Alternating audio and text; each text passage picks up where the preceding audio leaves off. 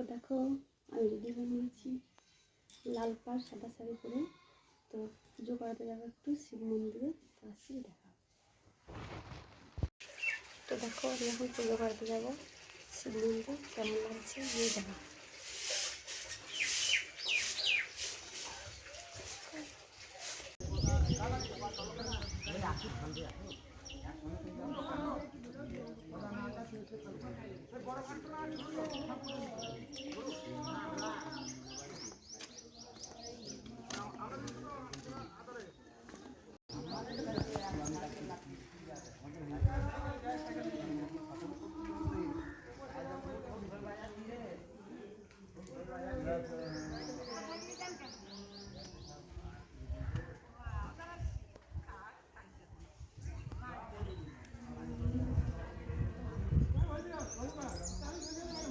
তো দেখো আমি এখন পুজো নিয়ে চলে এসেছি। এই যে আমাদের শিব মন্দির, এটা শিব মন্দির, এটা দুর্গা মন্দির।